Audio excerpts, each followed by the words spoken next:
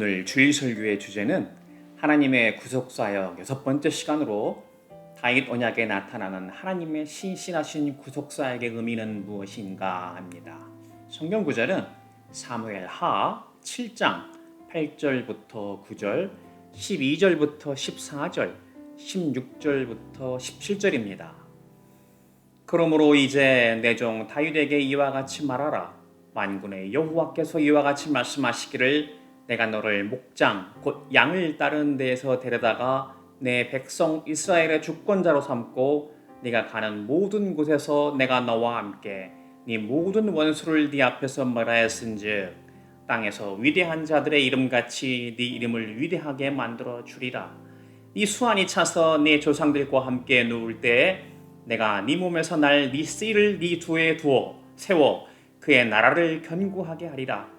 그는 내 이름을 위하여 집을 건축할 것이요 나는 그의 나라 왕위를 영원히 견고하게 하리라. 나는 그에게 아버지가 되고 그는 내게 아들이 되리니 그가 만일 죄를 범하면 내가 사람의 매와 인생의 채찍으로 징계하려니와 네 집과 네 나라가 내 앞에서 영원히 보존되고 네 왕위가 영원히 견고하리라 하셨다 하라. 나단이 이 모든 말씀들과 이 모든 계시대로 다윗에게 말하니라. 아멘. 우리는 지금 계속해서 성경을 구약부터 신약까지 거시적으로 하나의 흐름으로 살펴보는 통전적 의미에서 언약의 형태로 나타나는 하나님의 구속사역을 살펴보고 있습니다.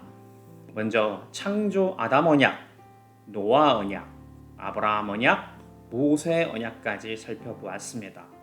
오늘은 다음으로 다윗 언약에 대해서 살펴볼 터인데 그 전에 우리가 첫 번째로 먼저 살펴보고자 하는 것은 다윗 왕조 시대 이전의 신정주의 민족 공동체의 역사적 배경입니다. 왜 이것이 중요하냐면 모세 이후에 사사기 시대만 해도 이스라엘 민족에게는 왕이 없었기 때문입니다. 그렇다면 이스라엘 민족을 누가 인도하셨습니까? 바로 여호와 하나님이 이스라엘의 왕이셨습니다. 신정주의란 이렇게 하나님에 의해 직접 다스려지는 통치를 말합니다. 이스라엘 민족은 여호수아서에서 비로소 조상 때로부터 하나님께서 약속하신 언약의 땅에 들어가게 됩니다. 비록 여러 차질과 방해가 있기도 했지만 그럼에도 불구하고 하나님의 능력과 동행하심이 이스라엘 자손들 가운데 공개적으로 영광 가운데 나타납니다. 여호수아 3장 5절입니다. 여호수아가 또 백성에게 이르되 너희는 자신을 성결하게 하라. 여호와께서 내일 너희 가운데 기이한 일들을 행하시리라. 그 다음 실제로 어떤 일들이 그들 앞에 일어났습니까? 여호수아 3장 13절입니다. 온 땅에 주 여호와의 궤를 맨 제사장들의 발바닥이 요단 물을 받고 멈추면 요단 물 곧 위에서부터 흘러내리던 물이 끊어지고 한 곳에 쌓여 서리라.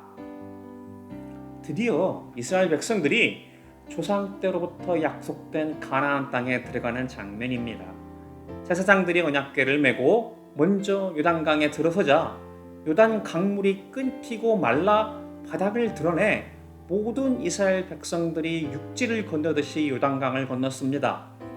마치 자신의 부모 세대였던 애굽에 나온 이스라엘 백성들이 홍해를 육지처럼 걸었던 것처럼 비록 그들은 불순종으로 인해 광야 땅 40여 년 동안 다 죽을 수밖에 없었지만 부모 세대 중에서는 오직 여호수아와 갈렙만이 살아남고 그 자손 세대들과 드디어 하나님의 영광이 실제로 드러난 것을 경험하며 요단강을 마치 육지처럼 건너게 되었습니다. 이뿐만이 아닙니다. 이후에 실제로 가나안 땅에 들어가 가나안 족속들과 전쟁을 치르는 장면에서 하나님의 영광이 그들과 함께 나타납니다. 여호수아 6장에서는 여리고성을 정복할 때 아무런 전쟁을 하지 않고도 하나님의 명령에 따라 여리고성을 도는 이스라엘 군대가 부는 나팔 소리에 성이 무너지는 놀라운 광경을 목격하게 됩니다. 이후에도 여호수아 10장에서 아모리 왕들이 결성한 남부 동맹이 쳐들어올 때도 하나님이 우박을 보내시고 태양을 기브온 위에 머물게 하심으로 이스라엘 민족이 승리하게 하십니다. 이렇게 가나안 땅에 들어간 이스라엘 자손들은 가나안 땅의 족속들을 물리치고 북으로는 레바논으로부터 남으로는 네게부에 이르기까지 영토를 차지하게 됩니다. 하지만 여호수아가 모든 사역을 마친 뒤에 이스라엘 백성들이 하나님의 명령에 따라 순종하지 않는 일들이 나타나기 시작합니다. 가나안 땅의 모든 족속들을 이스라엘 백성들이 몰아내지 않은 것이었습니다. 신명기 12장 1절부터 3절입니다. 네 조상의 하나님 여호와께서 네게 주셔서 차지하게 하신 땅에서 너희가 평생에 지켜 행할 규례와 법도는 이러하니라. 너희가 쫓아낼 민족들이 그들의 신들을 섬기는 곳은 높은 산이든지 작은 산이든지 푸른 나무 아래든지를 막론하고 그 모든 곳을 너희가 마땅히 파멸하며 그 제단을 헐며 주상을 깨뜨리며 아세라상을 불사르고 또 그 조각한 신상들을 찍어 그 이름들을 그곳에서 멸하라. 이렇게 분명히 하나님은 가나안 땅에 들어가 우상에 빠지는 가나안 족속들을 전부 멸하고 우상들을 파멸하라고 명령하셨습니다. 근데 이스라엘 백성들이 어떻게 했습니까? 사사기 1장 28절입니다. 이스라엘이 강성한 후에야 가나안 족속에게 노역을 시켰고 다 쫓아내지 아니하였더라. 이스라엘 백성들이 가나안 땅을 점령한 후에 그 땅에 살던 가나안 족속들을 하나님의 명령대로 멸하지 않고 자신들의 편의를 위해 노예 삼았다는 것입니다. 그래서 이스라엘 백성들이 이 이후에 어떻게 됩니까? 사사기 2장 1절부터 3절입니다. 여호와의 사자가 길갈에서부터 보깁으로 올라와 말하되 내가 너희를 애굽에서 올라오게 하여 내가 너희의 조상들에게 맹세한 땅으로 들어가게 하였으며 또 내가 이르기를 내가 너희와 함께 한 언약을 영원히 어기지 아니하리니 너희는 이 땅의 주민과 언약을 맺지 말며 그들의 제단을 헐라하였거늘 너희가 내 목소리를 듣지 아니하였으니 어찌하여 그리하였느냐? 그러므로 내가 또 말하기를 내가 그들을 너희 앞에서 쫓아내지 아니하리니 그들이 너희 옆구리의 가시가 될 것이며 그들의 신들이 너희에게 올무가 되리라 하였노라. 어떤 이는 이렇게 말하고는 합니다. 하나님이 너무 비인간적이신 것이 아니냐? 어떻게 가나안 땅의 모든 족속을 다 죽이라고 하시느냐? 이렇게 말입니다. 이것이 바로 인본주의적 사고방식입니다. 하나님의 판단과 명령보다 자신의 생각과 판단을 더 우선순위에 두는 것입니다. 하나님은 이유 없이 가나안 땅의 족속들을 멸하라고 이스라엘 백성에게 명령하신 것이 아닙니다. 가나안 땅에 사는 족속들이 우상을 섬기며 비윤리적인 행태가 극심하였기에 그들을 심판하기 위한 도구로 이스라엘 백성들을 사용한 것이기 때문입니다. 마찬가지로 이스라엘 백성들이 똑같이 그러할 때 아수르나 바벨론을 통해 심판하신 것처럼 말입니다. 그런데 이스라엘 백성들이 하나님의 말씀대로 철저하게 순종하지 않아서 결국 이것이 이스라엘 민족과 나라가 결국은 멸망하게 될 울무가 된 것입니다. 우리는 흔히 아브라함이 이삭 이전에 이스마엘을 낳은 것을 가지고 역사의 가장 큰 오점이라고 얘기하고는 합니다. 몇천 년이 지난 지금도 이렇게 이스라엘과 팔레스타인이 전쟁하는 것을 보면서 말입니다. 하지만 그것보다는 가나안 땅의 족속들을 명령대로 멸절하지 못한 점이 더 큰 문제였습니다. 바로 이것입니다. 이스라엘 백성들이 가나안 땅에 들어가 가나안 족속들을 하나님의 명령에 따라 전부 멸절해야 했었는데 그러지 못해서 결국은 가나안 족속들의 우상이 이스라엘 민족과 국가에 스며들어 하나님과 우상을 함께 섬기는 혼합주의에 빠진 것입니다. 전쟁할 때는 하나님 믿는 것 같다가 또 평화시대가 되었을 때는 그때 살아남은 가나안 족속들이 섬기던 풍요의 신인 바알을 하나님과 함께 섬겼던 것입니다. 지금 한국교회가 지탄을 받고 예수 믿는 사람이나 그렇지 않은 사람이나 별반 차이가 없는 이유가 무엇 때문입니까? 이스라엘 백성들과 똑같은 우를 범하고 있기 때문입니다. 예수 믿으면서도 여전히 세상 풍조와 초등학문이라는 가치관 속에서 만몬의 우상에 빠져 살기 때문입니다. 이 세상 속에서 예수 믿지 않는 사람들과 별반 다르지 않게 하나님의 나라가 아니라 그저 자아실현이 인생의 목적이고 이 땅에서 내 집 크게 짓고 잘 먹고 잘 사는 것이 목적입니다. 그것이 바로 만몬을 신으로 섬기는 것입니다. 이것이 바로 겉으로 보기에는 하나님을 믿는 것 같지만 풍요의 신이었던 바알을 섬겼던 이스라엘 백성들이 범한 혼합주의입니다. 그래서 그리스도인들이 사는 목적은 하나님이 부르신 소명과 맡기신 사명에 따라 사는 것입니다. 그러니 자기 사명이 무엇인지 알아야 합니다. 자기 사명이 무엇인지 모르니 여전히 예수 믿으면서도 세상 풍조와 초등학문에 따라 자기 욕심대로 믿지 않는 자와 똑같이 사는 것입니다. 이미 여러 차례 기독교가 바라보는 부의 가치관에 대해 살펴보았습니다. 절대로 물질을 부정하는 것이 아닙니다. 물질은 그저 하나님께서 우리에게 주신 수단에 불과합니다. 하나님은 필요에 따라 때를 따라 물질을 허락하십니다. 심지어 다윗과 솔로몬에게는 전제주의 왕으로 엄청난 물질까지도 허락하여 주셨습니다. 하지만 솔로몬이 전도서 1장 2절에서 고백한 바 그가 누린 모든 부귀와 영화가 하나님의 사명을 감당하기 위한 수단이 아니라 그저 목적이 된다면 헛되고 헛되며 헛되고 헛되니 모든 것이 헛된 것이 되기 때문입니다. 다시 돌아가서 이렇게 하나님의 명령에 철저하게 순종하지 않은 이스라엘 백성들이 그 이후에 어떻게 되었습니까? 사사기 2장 8절부터 11절입니다. 여호와의 종 눈의 아들 여호수아가 110세의 죽음에 무리가 그의 기업의 경내 에브라임 산지 가스산 북쪽 딥낫 헤레스에 장사하였고 그 세대의 사람도 다 조상들에게 돌아갔고 그 후에 일어난 다른 세대는 여호와를 알지 못하며 여호와께서 이스라엘을 위하여 행하신 일도 알지 못하였더라. 이스라엘 자손이 여호와의 목전에 악을 행하여 바알들을 섬기며. 이렇게 여호수아가 죽은 뒤 사사들이 다스리던 시대를 보면 완전히 상황이 변하게 됩니다. 약속받은 가나안 땅에서 명령대로 이방 민족을 멸하지 않고 남겨두자 우상이 이스라엘 백성들의 삶에 스며들고 결국 이스라엘 백성들은 하나님 앞에 지속적으로 불순종하게 되었습니다. 그리고는 이에 대한 심판으로 그들은 이방 민족에게 장기간 점령당하고 사사를 통해 하나님께 회개하고 돌아왔을 때 잠시 회복하는 상황이 반복되었습니다. 여호수아 이후의 사사기 시대의 특징은 이미 지난 시간 강조한 대로 십계명의 첫 계명을 지키지 못한 데서 비롯되어 모든 것이 무너지는 실패가 반복되는 양상이 나타났습니다. 바로 이것입니다. 이스라엘 자손이 여호와 하나님을 잊고 바알을 섬기자 하나님께서 경노하시고 그들을 이방 약탈자의 손에 넘기십니다.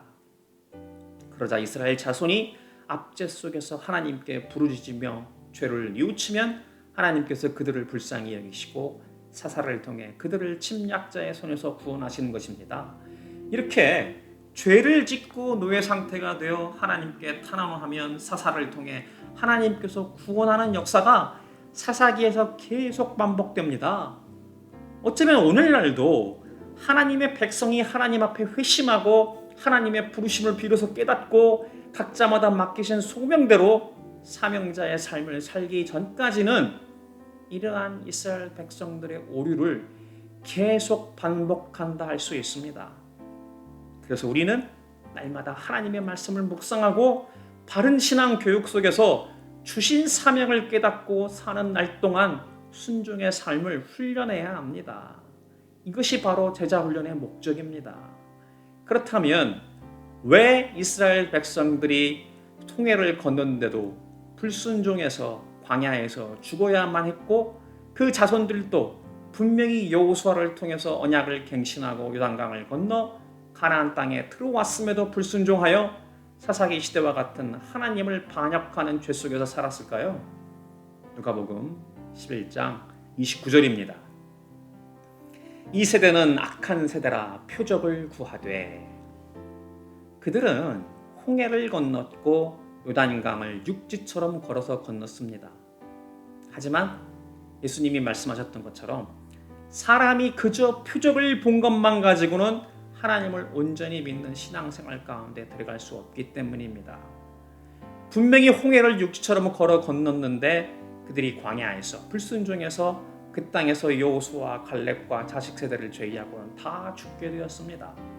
요단강을 건널 때에도 제사장들이 언약궤를 메고 들어서자 물이 말라 육지를 건너 두 발로 건넜을 뿐만 아니라 가나안 족속들과 전쟁 가운데 역사하신 하나님을 보았는데도 그들은 그 이후 말씀대로 순종하지 않았습니다.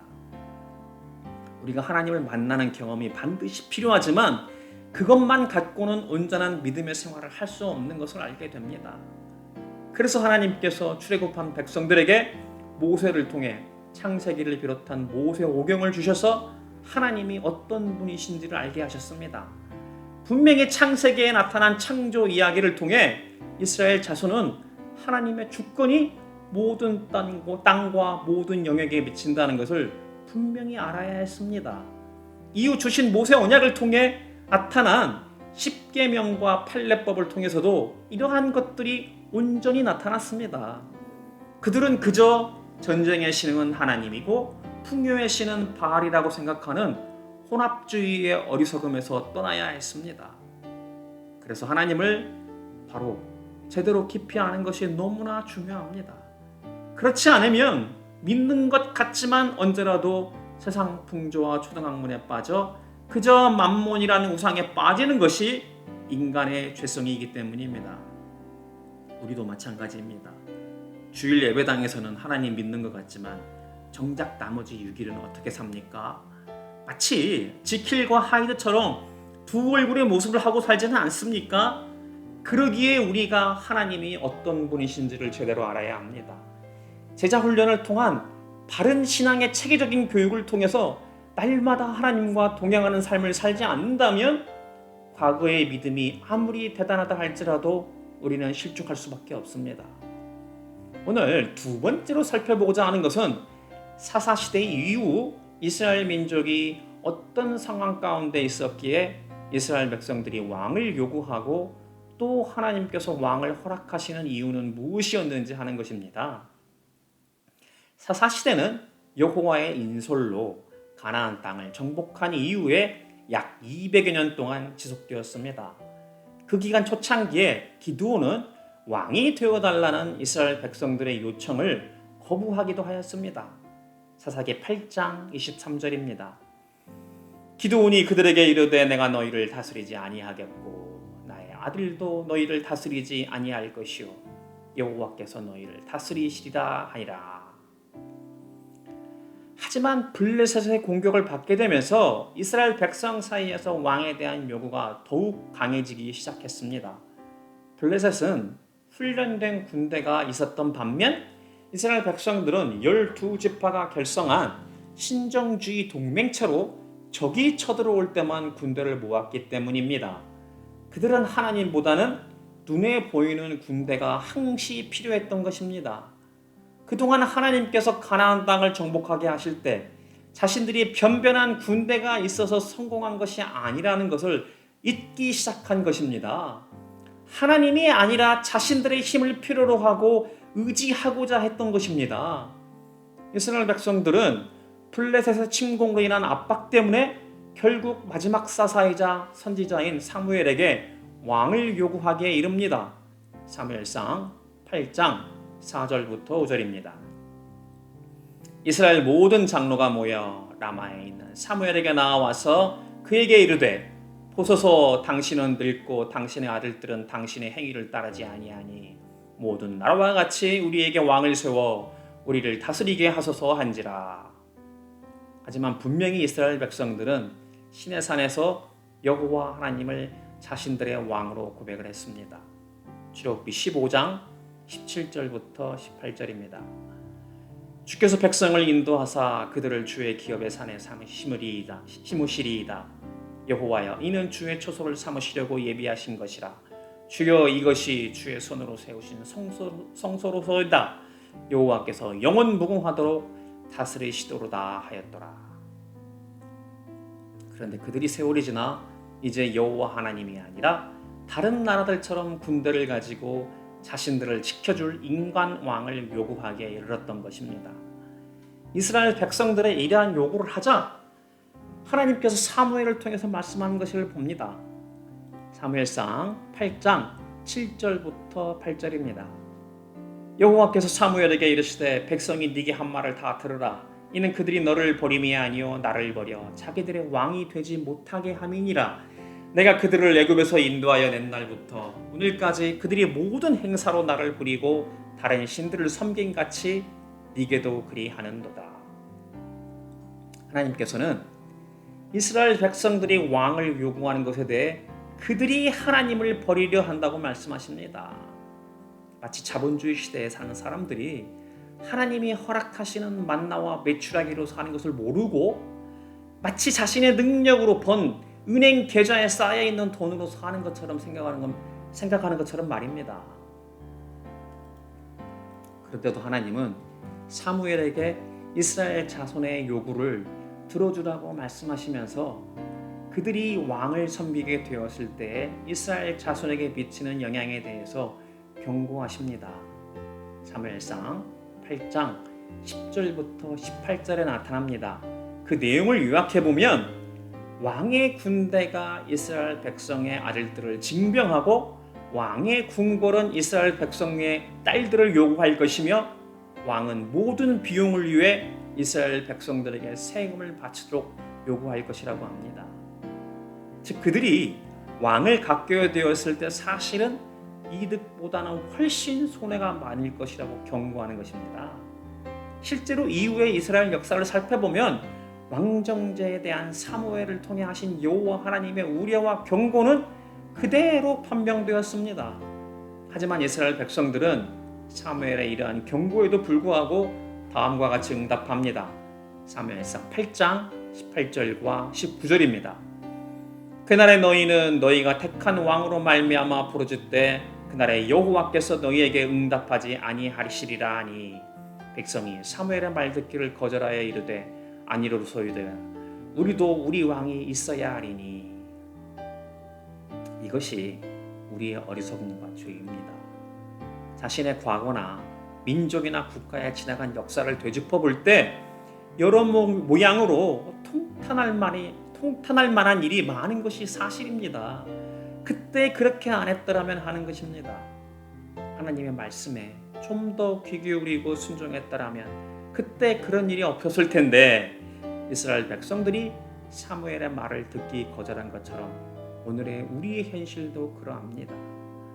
하나님의 말씀을 듣고 순종하는 것을 게을리하거나 거절하며 그저 자기 뜻대로 살다가 마침내 심판을 받게 될 것입니다. 그래서 우리는 때를 따라 하나님이 주시는 말씀에 깨어 돌이켜야 합니다. 이제는 더 이상 자기 뜻대로가 아니라 오직 하나님의 말씀에 귀 기울이고 그 말씀이 무슨 뜻인지 분별하여 주신 사명에 따라 순종해야 합니다. 그런데 궁금한 것은 하나님이 왜 이스라엘 백성들이 왕을 달라고 요구하는 것을 허락하셨는지에 대한 것입니다. 고대 근동지역에서 왕정제 하에서 제왕은 절대 권력으로 신처럼 여겨졌습니다. 그러나 하나님은 이스라엘의 왕에게는 그러한 당시 고대 근동지역의 절대 왕권의 제왕이 아니라 왕에게 하나님의 언약에 충실한 의무를 부과하시는 것을 볼 수 있습니다. 사무엘상 12장 13절부터 15절입니다. 이제 너희가 구한 왕, 너희가 택한 왕을 보라. 여호와께서 너희 위에 왕을 세우셨느니라. 너희가 만일 여호와를 경외하여 그를 섬기며 그의 목소리를 듣고 여호와의 명령을 거역하지 아니하며 또 너희와 너희를 다스리는 왕이 너희의 하나님 여호와를 따르면 좋겠지만은 너희가 만일 여호와의 목소리를 듣지 아니하고 여호와의 명령을 거역하면 여호와의 손이 너희의 조상들을 치신 것 같이 너희를 치실 것이라. 왕은 결코 하나님과 맺은 언약 위에 있을 수 없었습니다. 왕도 일반 백성들과 마찬가지로 언약 안에서 사명을 위해 일해야 하고 오직 하나님의 명령에 따라서만 통치하게 하셨습니다. 하지만 첫 번째로 기름 부음 받은 왕이었던 사울은 이런 범위를 넘어섰고 하나님의 뜻대로 통치하는 데 실패하게 됩니다. 사무엘이 선지자요 제사장이었음에도 불구하고 자신이 제사장의 직무를 가로채서 직접 제사를 드림으로 월권을 하게 됩니다. 우리는 지금도 중요한 인생의 갈림길에서 하나님의 언약과 하나님의 나라의 법과 방식이 아니라 자신이 결정할 수 있는 한계를 깨닫지 못하는 죄를 범하는 것을 분별해야 합니다. 사무엘상 13장 13절과 14절입니다. 사무엘이 사울에게 이르되 왕이 망령되이 행하였도다. 왕이 왕의 하나님 여호와께서 왕에게 내리신 명령을 지키지 아니하였도다. 그리하였더라면 여호와께서 이스라엘 위에 왕의 나라를 영원히 세우셨을 것이거늘 지금은 왕의 나라가 길지 못할 것이라. 여호와께서 왕에게 명령하신 바를 왕이 지키지 아니하였으므로 여호와께서 그의 마음에 맞는 사람을 구하여 여호와께서 그를 그의 백성의 지도자로 삼으셨느니라. 사무엘이 사울의 월권 행위를 질책한 것을 볼 수 있습니다. 실제로 사울은 이후 블레셋과의 전투에서 목숨을 잃게 됩니다.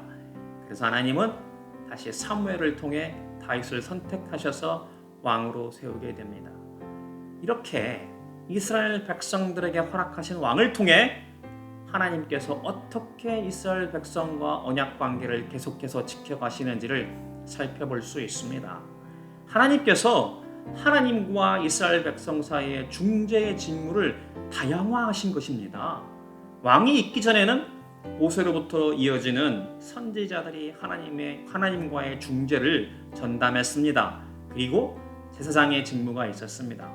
모세의 형이 아론 때부터 제사장은 하나님께 백성을 대표해서 제사를 지내는 종교적 업무를 담당했습니다. 이제 왕의 직무가 여기에 더해졌던 것입니다. 이렇게 하나님과 백성 사이의 중재 직무를 분리시키고 이스라엘 왕을 언약의 대표로 만드셨습니다. 이렇게 하나님은 이스라엘 백성들의 요구를 받아들이셔서 왕의 직분을 하나님의 주권적 구속사에게 목적에 흡수시키셨습니다. 하나님의 언약 교육 안에 이스라엘 백성들의 왕제에 대한 소망을 허락하신 것입니다. 하지만 그렇다고 해서 하나님이 자신의 언약 백성을 다스리는 지배권을 포기하신 것은 아닙니다. 오히려 왕의 직무를 하나님의 신정 통치 안에 하나의 구조로 포함시킨 것입니다.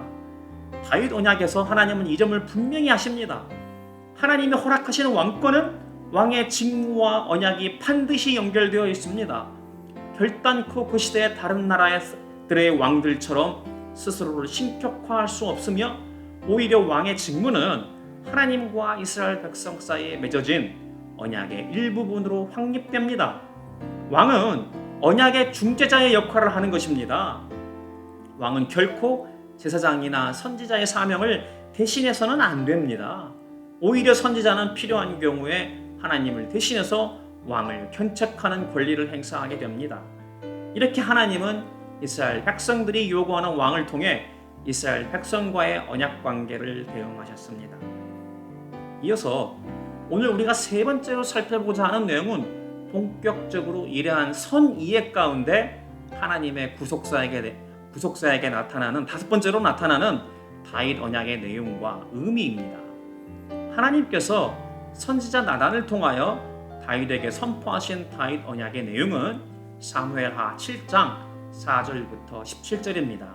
그 중에서 오늘 주제 본문으로 삼은 사무엘하 7장 8절 9절 12절부터 14절 16절부터 17절입니다. 그러므로 이제 내 종 다윗에게 이와 같이 말하라.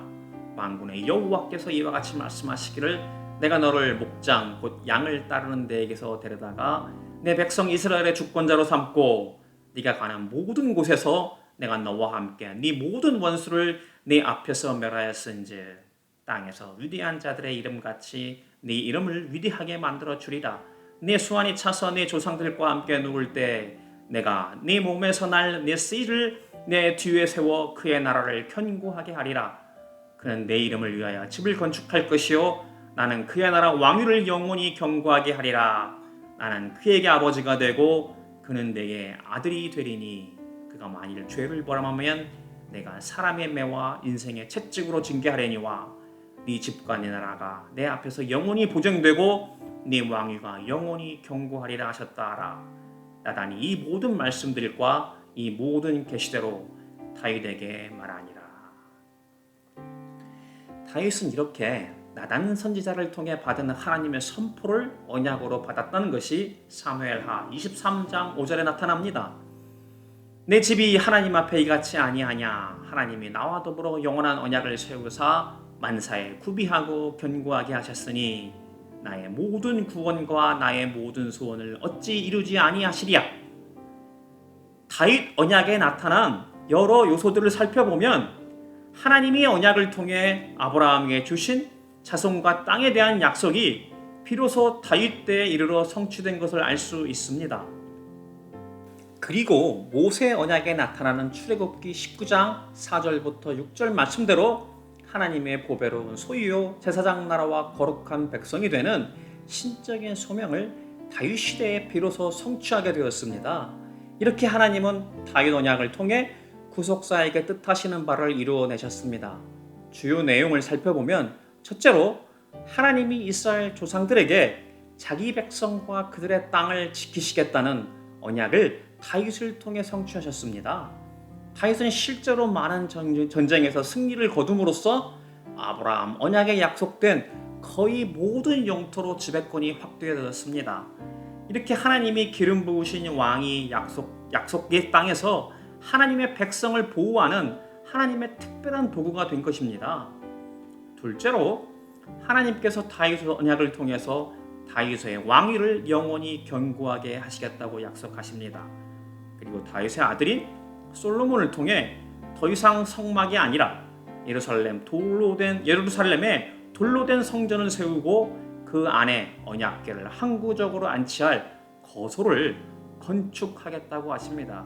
이렇게 하나님은 다윗 왕조를 영원히 세우실 것이고 다윗의 아들인 솔로몬이 하나님의 성전을 건축할 것입니다. 은혜의 순서는 항상 하나님이 먼저 구원하고 그 다음 축복하는 것으로 나타납니다. 이렇게 다윗 자손의 왕위를 통해 하나님이 이스라엘 백성의 왕으로서 자신의 영원한 거소를 이스라엘 안에서 보존하겠다고 하십니다. 이것은 신약에서 비로소 왕으로 오신 예수 그리스도를 통해 명확하게 드러납니다. 다윗의 자손인 예수님을 통해 하나님은 자기 백성을 성전으로 삼고 그들 가운데 거하십니다. 그때로부터 이제 육신으로 된 성전은 돌로 만들어진 성전을 능가하게 됩니다. 요한복음 14장 9절부터 10절입니다. 예수께서 이르시되 빌립아 내가 이렇게 오래 너희와 함께 있으되 네가 나를 알지 못하느냐? 나를 본 자는 아버지를 보았거늘 어찌하여 아버지를 보이라 하느냐? 내가 아버지 안에 거하고 아버지는 내 안에 계신 것을 네가 믿지 아니하느냐? 내가 너희에게 이르는 말은 스스로 하는 것이 아니라 아버지께서 내 안에 계셔서 그의 일을 하시는 것이라. 이렇게 하나님이 예수님 안에 계시며 예수님 안에서 자기 거처를 삼으신다고 하십니다. 다윗 언약의 주요 내용으로 셋째는 하나님이 왕위에 오르는 모든 왕에게 아버지가 되고 그는 아들이 되리라고 하시므로 하나님이 아버지로서 그들을 자녀 삼으시고 보호하겠다고 약속하십니다. 이렇게 왕의 통치는 이스라엘을 다스리시는 왕이신 하나님의 통치를 상징하게 됩니다. 다윗 언약의 주요 내용으로 넷째는 다윗의 아들을 하나님의 아들과 연결한다는 점에서 다윗 언약이 메시아 대망 사상의 기초가 됩니다. 왜냐하면 실제로는 다윗 왕조의 후대 왕들이 하나님의 언약을 대신해 이스라엘을 다스리고 하나님의 영광을 반영해야 하는 사명을 제대로 실현하지 못했기 때문입니다. 심지어 다윗의 아들로 왕위를 계승한 솔로몬도 처음에는 성전을 건축하고 이스라엘 백성들에게 안식과 기쁨을 주기도 했습니다. 하지만 결국 솔로몬의 통치도 하나님의 공의와 사랑보다 자신의 정치적 이익을 추구하고 축첩을 통한 이방의 우상과 풍습이 이스라엘에 들어와 부패하고 하나님의 명령에서 떠나게 되었습니다. 이후 솔로몬의 아들인 르호보암 시대 이후로는 하나님이 허락하신 언약의 직무를 남용하다가 결국은 10개의 지파가 북쪽에서 이스라엘 왕국을 분리 독립하게 되었습니다. 이렇게 북이스라엘이 정작 남유다의 르호보암이 하나님의 언약에 대해 불순한 것에 대해 반발하여 세워졌음에도 불구하고 하나님이 세운 것이 아닌 인간 왕의 역사는 하나님과 맺은 다윗 언약의 내용을 실천하는 어떠한 모습도 북이스라엘 왕국에서 찾아볼 수 없었습니다. 오히려 우상에 빠져 하나님이 주신 언약을 잊고 세상적인 왕권으로 변해버리고 말았습니다. 남유다도 마찬가지였습니다. 이렇게 다윗에게서 난 왕들이 하나님과 맺은 다윗 언약에 불순종하자 하나님은 마침내 언약대로 그들을 심판하셨습니다. 하지만 하나님은 그들을 징벌하셨음에도 그들을 긍휼히 여기심으로 다윗 왕조는 거의 400년 이상 오래 지속되었습니다. 그 기간 동안 이스라엘 백성들은 실제로 오랜 기간 다른 나라로 추방되거나 전쟁 속에 전제의 왕권의 지배 아래서 살게 되었습니다. 사무엘이 이스라엘 백성들에게 이미 선포한 대로 왕권이 그들에게 가져다 줄 단점이 이스라엘 백성들에게 더욱 두드러지게 나타난 것입니다. 그러자 이후 선지자들과 이스라엘 백성들은 다윗 언약에 주어진 약속을 성취할 이상적인 왕을 끊임없이 염원하게 되었습니다. 이것을 메시아 대망 사상이라 합니다. 구약에서 한 구절, 신약에서 한 구절을 살펴보겠습니다. 먼저 에스겔 34장 23절과 24절입니다.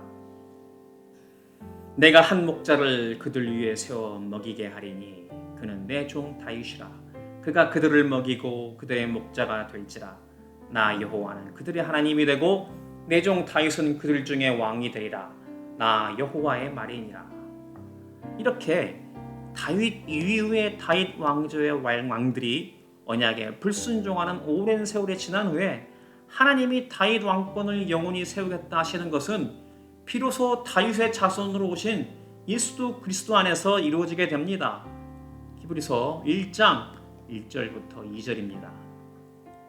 옛적의 선지자들을 통하여 여러 부분과 여러 모양으로 우리 조상들에게 말씀하신 하나님이 이 모든 날 마지막에는 아들을 통하여 우리에게 말씀하셨으니 이 아들을 만유의 상속자로 세우시고 또 그로 말미암아 모든 세계를 지으셨느니라.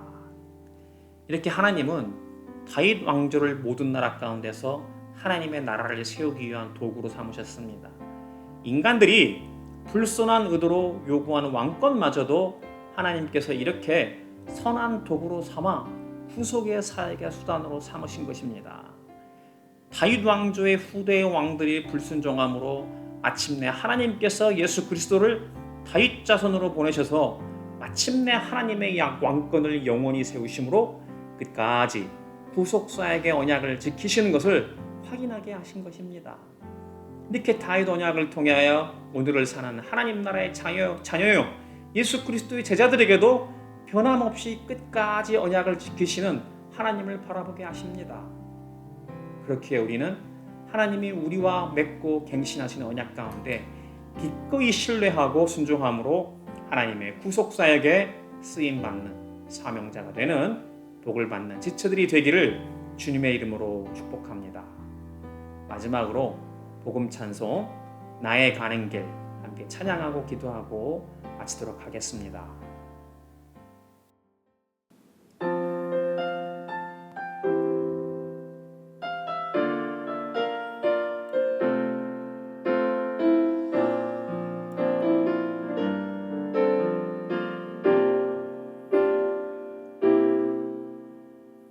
나의 가는 길 주님 인도하시네. 그는 호되지 않아도 날 위해 일하시네. 주 나의 인도자 항상 함께 하시네. 사랑과 힘 베푸시며 인도하시네.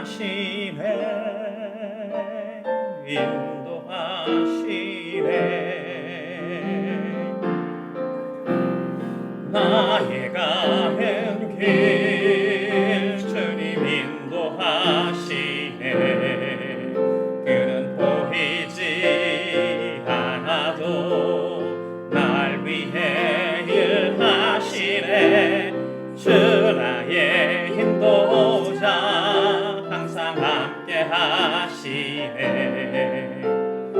사랑과 힘 베푸시며 인도하시네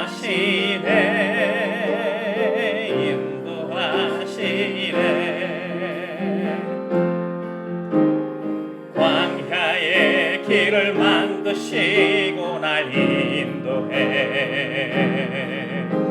사막의 강 만드신 것 보라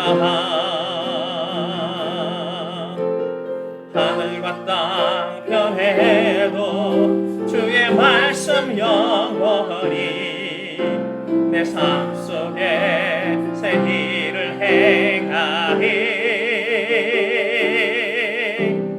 나의 가는 길 주님 인도하시네 그는 보이지 않아도 날 위해 일하시네 주 나의 인도자 항상 함께 하시네 사랑과 힘 베푸시며 인도하시네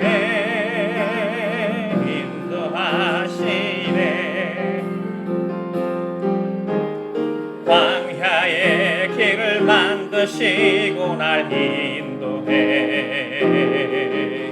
사막의 강 만드신 것 보라 하늘과 땅 변해도 주의 말씀 영원히 내 삶 속에 새 일을 행하리 나의 가는 길 주님 인도하시네 그는 보이지 않아도 날 위해 일하시네 주 나의 인도자 항상 함께 하시네 사랑과 힘 베푸시며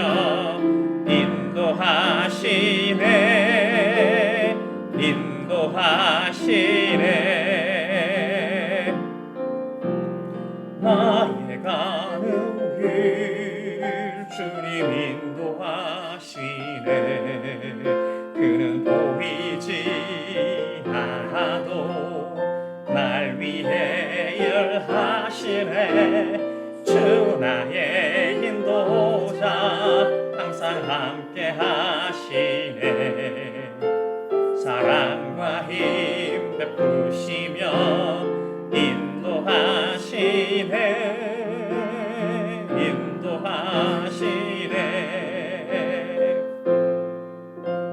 사랑과 힘 베푸시며